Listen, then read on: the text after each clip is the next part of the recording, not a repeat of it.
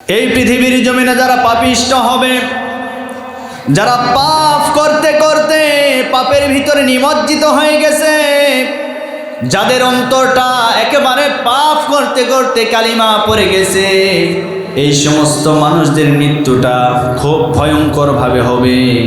এই পৃথিবীর জমিনে যারা আল্লাহর নাফরমান বান্দা, যারা নামাজ আদায় করে না, যারা রমজান মাসে রোজা রাখে না, যারা আল্লাহর হুকুম মানে না, যারা গরিব অসহায় দরিদ্রদেরকে খেতে দেয় না, এই সমস্ত মানুষদের মৃত্যুটা ভয়ঙ্কর রূপ ধারণ করবে। হাদিসের ভিতরে এসেছে, এই সমস্ত পাপিষ্টদের কাছে আল্লাহর ফেরেশতা আজরাইল আলাইহিস সালাতু ওয়াস সালাম যখন চলে আসবে, আসার পরে আজরাইল ফেরেশতা সর্বপ্রথম তার মাথার নিকটে বসে যাবে।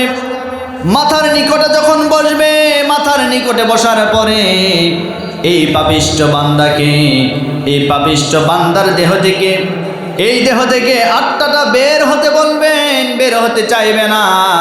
এমনকি আমার ভাইরা, এই পাপিষ্ট বান্দাকে বিভিন্ন সময় বলা হবে, আজকে তোমার মৃত্যু তুমি নিজেই ঘটায় ফেলো। এমনকি এই পাপিষ্ট বান্দার মৃত্যুর সময় যখন চলে আসবে, মৃত্যু যখন ঘটে যাবে, তার পূর্ব মুহূর্তে আজরাইল ফেরেশতাকে সে দেখতে পারবে। আজরাইলের পা থাকবে জমিনে আর মাথা থাকবে আসমানে। এমন একটা ভয়ঙ্কর রূপ ধারণ করে তার সামনে যখন চলে আসবে, আসার পরে সে ভয়ে চিৎকার মারতে থাকবে। তার চিৎকারগুলি কেউ শুনতে পারবে না, তার চিৎকারগুলি কেউ বুঝতেও পারবে না।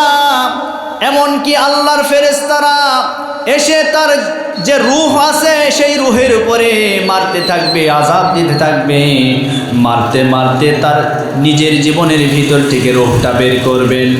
কোরআনে কারীমের ৮ নম্বর সূরা সূরাতুল আনফালের ৮০ নম্বর ৫০ নম্বর আয়াতে রব্বুল আলামিন বলেন, ওয়ালাউ তারা إذ يتوفى الذين كفروا الملائكة يضربون كفروا الملائكة يضربون وجوههم وأدبارهم وذوقوا عذاب الحريق। আজরাইল ফেরেশতা এসে তাকে মারতে থাকবে, তাকে আহার করতে থাকবে, তাকে প্রহার করতে থাকবে। মারতে মারতে তার দেহর ভিতর থেকে রূহটা বের করবে, কিন্তু রূহ তো তার ভিতর থেকে আসতে চাইবে না। এক পর্যায়ে মারতে মারতে রূহ যখন বের করবেন, বের করার সময় আজরাইল ফেরেশতা তার দেহের ভিতরে যখন হাতটা লাগাবেন, এই রূহটা শরীরের প্রত্যঙ্গ, শরীরের বিভিন্ন জায়গায় রূহ প্রবেশ করা শুরু করবে। এক পর্যায়ে চামড়ার ভিতরে ঢুকাবে, কিন্তু সে জায়গায় গিয়েও রক্ষা পাবে না। এই রূহটা তার ভিতর থেকে আসতে চাইবে না। ফেরেশতারা তখন পিটাইতে থাকবে, মারতে থাকবে। এমন আযাব, এমন গজব, এমন লাঞ্ছনা আর গঞ্জনার শিকার করে একজন পাপিষ্ঠর দেহ থেকে কিন্তু ফেরেশতারা জীবনটা বের করেন, মৃত্যু ঘটায় ফেলেন। তার দেহ থেকে যখন বের হতে চাইবে না, তখন ফেরেশতারা বলবেন, আজরাইল ফেরেশতা বলবেন, এই পাপিষ্ট বান্দা, আজকে তোর দেহ থেকে আমি আর এই রূহটা বের করতে চাই না, বরং তুই নিজেই তোর রূহটা বের করে আমার হাতে দিয়ে দে। তখন রব্বুল আলামিন কোরআনে কারীমের ভিতরে সুন্দর করে বলেন, ওয়ালাউ তারা ইযিজ যালিমুনা ফি গামারাতিল মাউতি ওয়াল মালাইকাতু বাসিতু আইদিয়াহুম আখরিজু আনফুসাকুম। জোরে বলেন আল্লাহু আকবার। ফেরেশতা আজরাইল তখন তাকে ডাক দিয়ে বলবেন, এই নাফরমান বান্দা, এই গাদ্দার বান্দা, আজকে তোর জীবনটা আমি কবজ করতে চাই না, তোকে আমি মৃত্যু ঘটাতে চাই না, বরং তোর জীবনটা তুই নিজের হাতে তোর দেহ থেকে বের করে আমার হাতে দিয়ে দে। এই কথা যখন বলবেন তখন তারা বলবে, ওই সমস্ত নাফরমান বান্দারা বলবে, ও আল্লাহর ফেরেশতা, আমি আজকে তো আমার জীবনটা বের করতে পারবো না। আমি কেন বের করব? আমি তো কোনো পাপ কাজ করি নাই। ওই নাফরমান বান্দা তখন বলবেন, আল্লাযীনা তাতাওয়াফাহুমুল মালাইকাতু যালিমি আনফুসাহুম ফাআলকুস সালামা মা কুন্না না'মাল। জোরে বলে আল্লাহু আকবার। ওই নাফরমান বান্দা তখন বলবেন, কেন? আমি তো কোনো পাপ কাজ করি নাই, আমি তো দুনিয়াতে ভালো ভালো কাজ করেছিলাম। আমার ভাইরা, ওই সময় বলেন তো ফেরেশতা কি তার কথা শুনবে? আরো জোরে বলেন, ফেরেশতা তার কোনো কথা শুনবে না। মৃত্যুর সময় সে অসহায় হয়ে যাবে, মৃত্যুর সময় অসহায় হয়ে পড়বে। আল্লাহ রাব্বুল আলামিন বলেন সূরা কিয়ামার ভিতরে, কাল্লা ইযা বালাগাতিত তারাকি ওয়া কিলা মান রাক ওয়া যান্না আন্নাহুল ফিরাক ওয়ালতাফাতিস সাকু বিস-সাক ইলা রাব্বিকা ইয়াওমা ইযিনিল মাসাক। কাল্লা ইযা বালাগাতিত তারাকিয়া, কখনোই নয়, যখন মৃত্যু তাদের গলা পর্যন্ত চলে আসবে। এই আয়াতের দ্বারা বোঝা যায়, তাফসিরের ভিতরে এসেছে, একজন ব্যক্তির যখন মৃত্যু শুরু হয়ে যাবে, সর্বপ্রথম তার পা থেকে মৃত্যুর যন্ত্রণা শুরু হবে। তার দুই পা থেকে মৃত্যুর যন্ত্রণা শুরু হয়ে যাবে। পা সর্বপ্রথম অবশ হয়ে যাবে, পা আর নাড়াচাড়া করতে পারবে না। পা থেকে তার মৃত্যু, তার জীবন, তার রূহটা হাঁটুর ভিতরে চলে আসবে। হাঁটুর ভিতরে আসার পরে পাপিষ্ঠ নাফরমান বান্দার দেহ থেকে মৃত্যু, ওই রূহটা বের হতে চাইবে না। তখন এই হাঁটু থেকে একেবারে কোমর পর্যন্ত চলে আসবে। নাফরমান বান্দার রূহটা কোমর পর্যন্ত চলে আসবে। কোমরে যখন চলে আসবে, কোমর থেকেও বের হতে চাইবে না। আজরাইল ফেরেশতা যখন কোমরে হাত মারবে, কোমর থেকে চলে যাবে বুকে। বুকের ভিতরে যাওয়ার পরে এই বুক থেকে আবার উঠে যাবে গলার এই মাঝখানে যাওয়ার পরে ওই রূহটা তখন বের হতে চাইবে না, তার দেহের ভিতরে থাকতে চাইবে। কিন্তু আজরাইল ফেরেশতা তো আল্লাহর অর্ডার নিয়ে এসেছে, আল্লাহ তো অর্ডার করেছে তার মৃত্যু ঘটায় দিতে হবে। আমার ভাইয়েরা, রূহ তো কথা শুনবে না, কিন্তু আজরাইল তার দেহ থেকে জোর করে রূহটা বের করে নিয়ে যাবেন।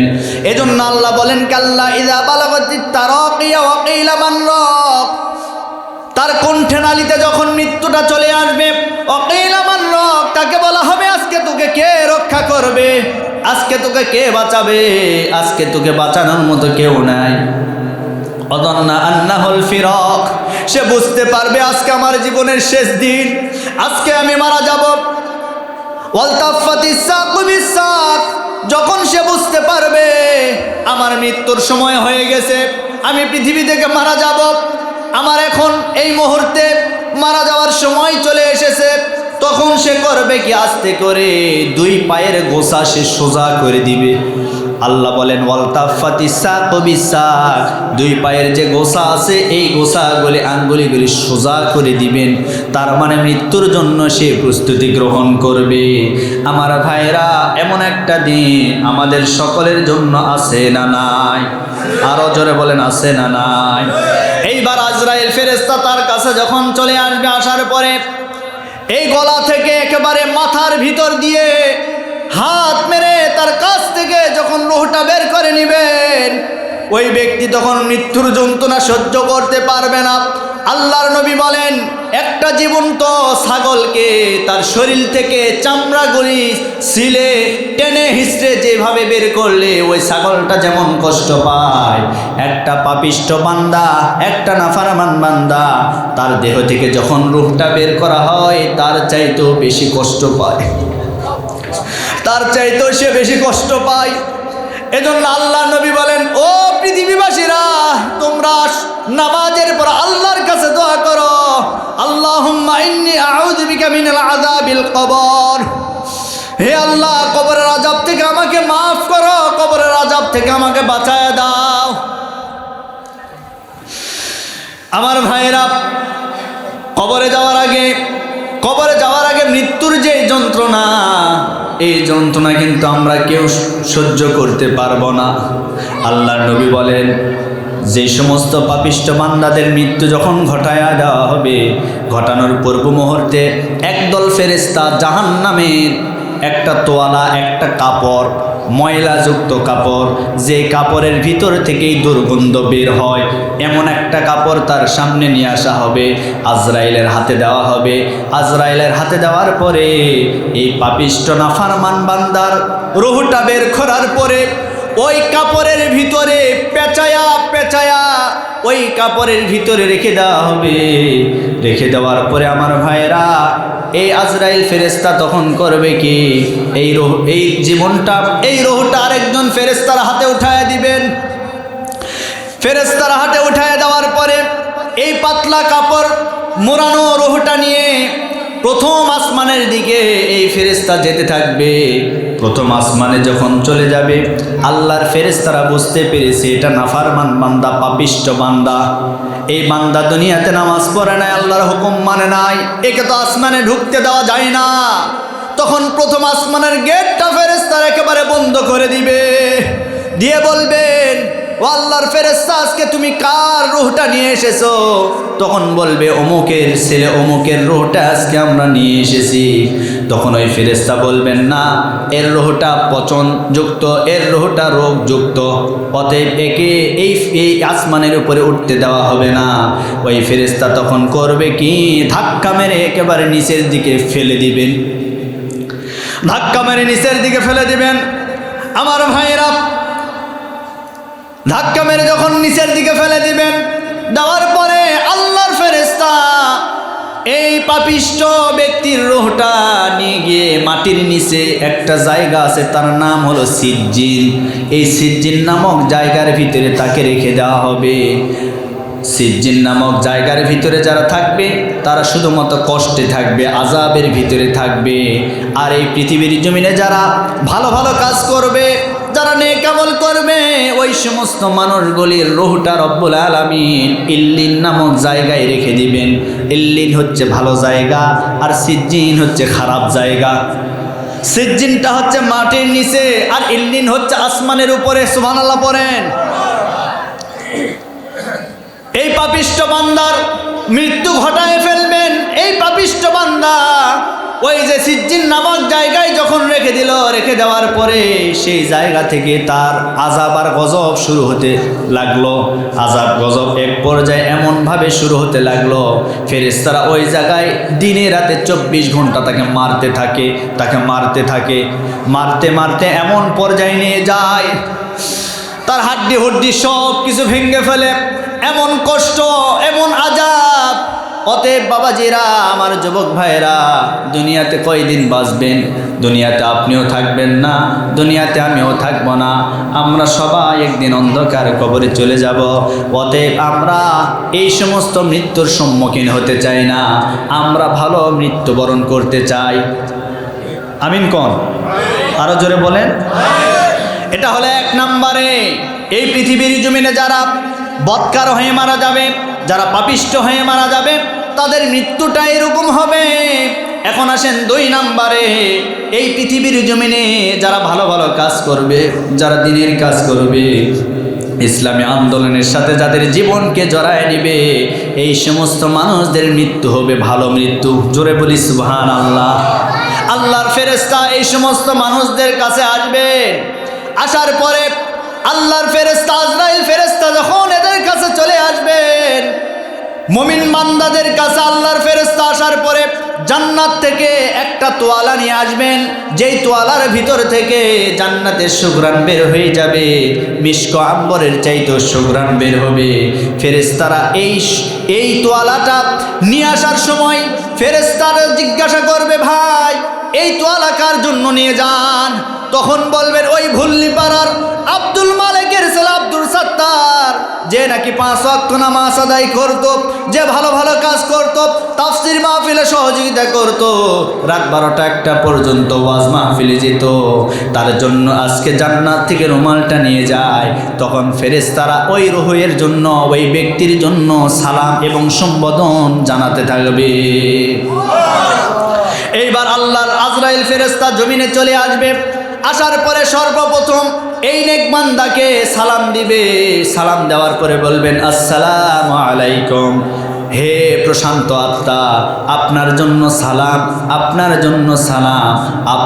আপনাকে রব্বুল আলামিন ওয়ার্ডার করেছেন, আপনার মৃত্যু হয়ে যাবে, আপনার জন্য আল্লাহর জান্নাত অপেক্ষা করছে। আমার প্রিয় বন্ধুগণ, আমাদের পরিচিত আয়াত আমরা সকলে জানি। আল্লাহ রাব্বুল আলামিন সূরা ফজরের ভিতরে বলেন, ইয়া আইয়াতুহান নাফসুল মুতমাইন্না ইরজিই ইলা রাব্বিকি রাদিয়াতাম মারদিয়া ফাদখুলি ফি ইবাদি ওয়াদখুলি জান্নাতি। আল্লাহ রাব্বুল আলামিন বলেন, হে প্রশান্ত আত্মা, আসো আসো রবের ক্ষমার দিকে, রবের রহমতের দিকে বের হয়ে আসো।